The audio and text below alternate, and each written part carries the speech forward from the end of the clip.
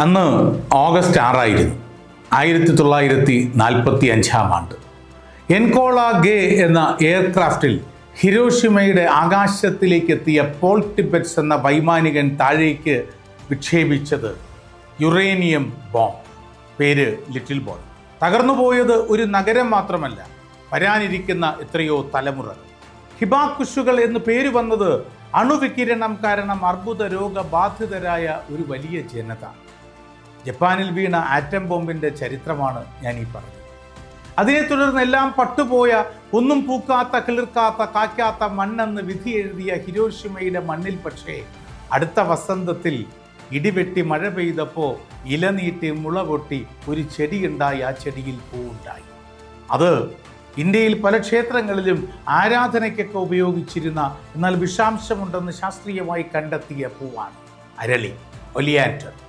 Hiroshima എന്ന നഗരത്തിൻ്റെ ഔദ്യോഗിക പുഷ്പം അരളിയും ഔദ്യോഗിക വൃക്ഷം കാംഫർ, കർപ്പൂര മരവുമാണ്. കാരണം അണുബോംബിനെ അതിജീവിച്ച് പിറന്നവയാണ് അവ. ഞാനിത് പറഞ്ഞു വന്നത്, ഇന്ത്യയുടെ ആദരണീയനായ സുപ്രീം കോടതി ചീഫ് ജസ്റ്റിസ് ശ്രീ സൂര്യകാന്ത് ജന്തർ മന്ദറിൽ, ഡൽഹിയിൽ, ഇന്ത്യയിലെ വിവിധ നഗരങ്ങളിൽ ഒക്കെ സമരം ചെയ്യുന്ന നീറ്റല്ല നീറ്റ് എന്ന് മനസ്സിലാക്കി പൊരുതുന്ന യുവതയെ വിശേഷിപ്പിച്ചത് കോക്രോച്ചസ്, പാറ്റകൾ എന്നാണ്. ബോംബ് സ്ഫോടനത്തിന് ശേഷം ഹിരോഷിമയിലും നാഗസാക്കിയിലും പിന്നെ പിറവി കൊണ്ട ആദ്യ ജീവിവർഗങ്ങളിൽ പ്രധാനപ്പെട്ടത് ഈ പാറ്റകളാണ്.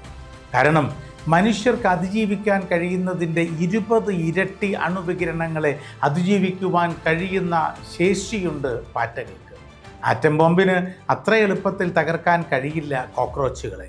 പിന്നെയല്ലേ ഭരണകൂടത്തിൻ്റെ ടൂളായി പോലീസിനെ ഉപയോഗിക്കുന്ന കേന്ദ്ര ഭരണത്തിൻ്റെ പോലീസുകാരുടെ ലാത്തിക്ക് ഈ കോക്രോച്ചുകളുടെ ആത്മാഭിമാനത്തെ തകർക്കാൻ കഴിയുക? സ്വാതന്ത്ര്യം എന്നത് ആത്മാഭിമാനത്തിൻ്റെ കൂടി മുഴക്കമാണ്.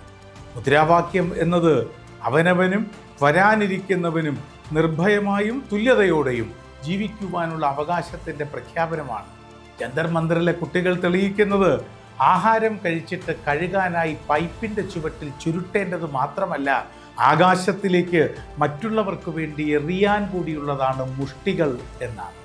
സമരം ചെയ്യുന്ന, സമരസപ്പെടാതെ മാനവനീതിക്ക് വേണ്ടി പോരടിക്കുന്ന ജന്തർ മന്ദിറിലെ, ഡൽഹിയിലെ യുവതയോടൊപ്പമാണ് നമ്മൾ മീഡിയ. മലയാളി മനസ്സിന്റെ ദൃശ്യോത്സവം.